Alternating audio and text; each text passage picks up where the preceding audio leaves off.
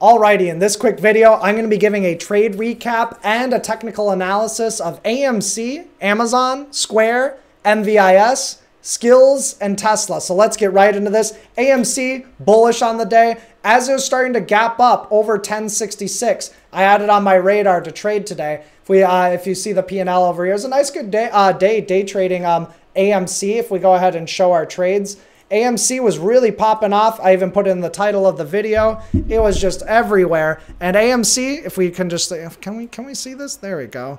Okay, good.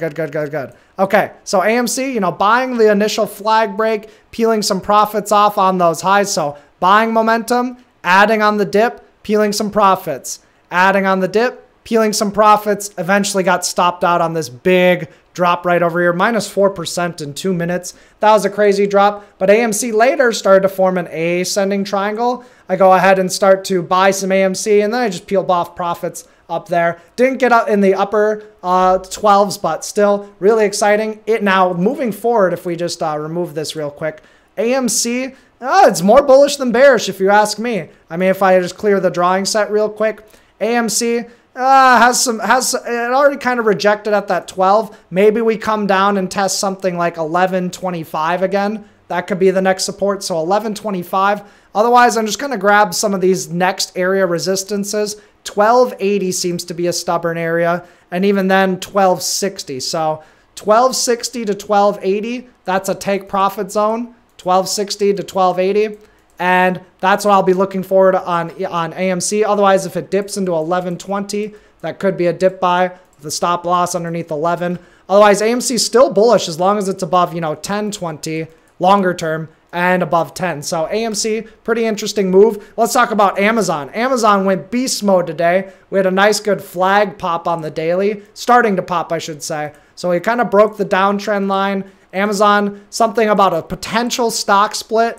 I know I would love Amazon to stock split. And as Amazon started to break out over the high of the day of 3360 on good volume, boom, I start buying Amazon. Really good move. We start accumulating a little bit. If we go ahead and look at Robinhood real quick, Amazon just took off for us today. So Amazon, really good bull move. I was saying, boy, and people are asking me, should I short Amazon? I was like, I mean, not financial advice, but I wouldn't short Amazon. And thank goodness they didn't. Amazon kept on being super bullish into the end of the day. Looking for Amazon to continue, but keeping an eye out for earnings. Good news can still be bad news, and the stock can drop. But still holding Amazon, the long-term swing trades, 34.85 swing trade, Amazon, 35.95/3060 was a nice good move. 30.95/3400 for May. I'm really excited for this one, because if Amazon goes to 4,000, boom, this is going to be $195 into $2,000. So super excited on that Amazon trade to see what it can turn into. So Amazon, keep an eye out for those all-time highs. Tons of bullishness on Amazon, in my opinion. In fact, it might be one of the most bullish stocks in the market short term. Get ready for Amazon to potentially really pop upwards. So that's Amazon recap. SQ had a good day trading. SQ didn't capture the late day move though. So SQ, first thing in the morning, I buy this flag break right here. We kind of have this consolidation.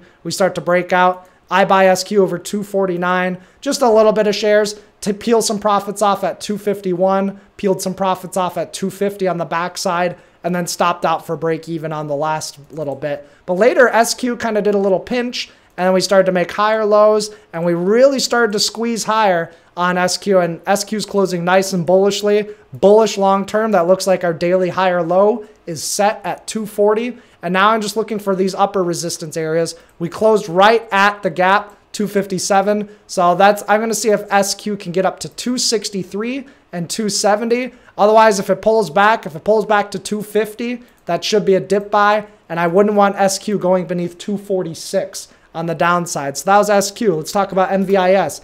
MVIS broke my heart today. I was bullish on it all day. Even in the pre-market, I was like, watch out for an MVIS 26 today. Well, MVIS rocked 26. Unfortunately, though, MVIS had to be a stop out for me. I tried to buy the dip. So MVIS, we made this good high right here at 23. Then we broke out. And I thought that I had a dip buy at 23.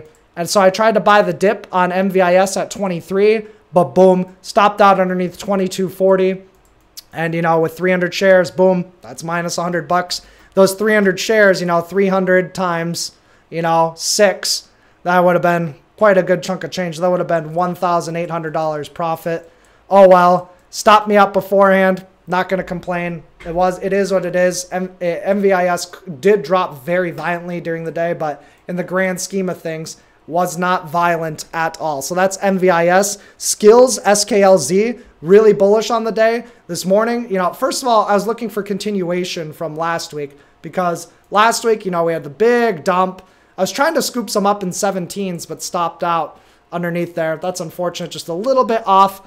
Analysis is good, but the trading itself, the execution is just a little bit off. Here we go. We start to coil a little bit, and then boom, we start to break out over 18. So we're making high, low, lower high, higher low, lower high, higher low, bull break on increasing volume. So there's your increasing volume, high, low, lower high, higher low, lower high, higher low, bull break. And that's when you know over 1850 that I want to go long skills. I was able to at least capture it with a naked call option, a long call option, I should say. And just buying the 20 strike call.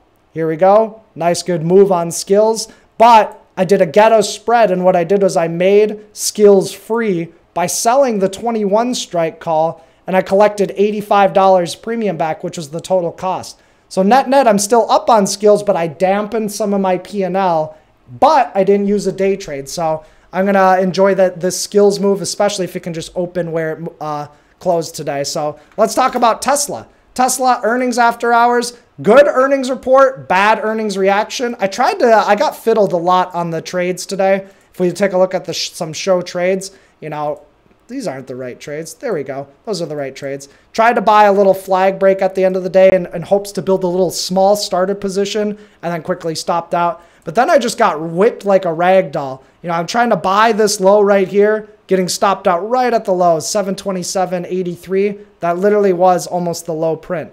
Then I get wicked in over the highs and then get chopped back underneath. So Tesla, tried to do an earnings day trade. I was right to cut it. Thankfully, I cut it. I saved myself a lot of money. I was ready to get up to about 10 shares after reading the report and getting a technical breakout. Those results tend to work about, I don't know, 65% of the time. 65% of the time by taking the breakout on earnings with small size after you've gotten the report and then looking to peel profits into the expected moves. But Tesla, look for it to potentially go sideways. I'm going to have fun trading Tesla tomorrow because I do think it can get continuation potentially to the downside, but also wary if Tesla breaks 740 to the upside, it can get some legs. It was a good quarter. I don't know if Tesla stock will sell off a ton, but it looks like iron condors or premium sellers won this one on the earnings release for Tesla. Meaning, if you bought a call or if you bought a put, you're out. You're going to get clapped. But if you sold a call or sold a put, you're going to get a nice, good IV crush tomorrow. So that'll be interesting to see how the options start to price tomorrow on Tesla. And remember, we're still inside the expected move, meaning Tesla still can break up and Tesla can still sell off. We haven't made that full expected move by the end of the week. But Tesla, interesting.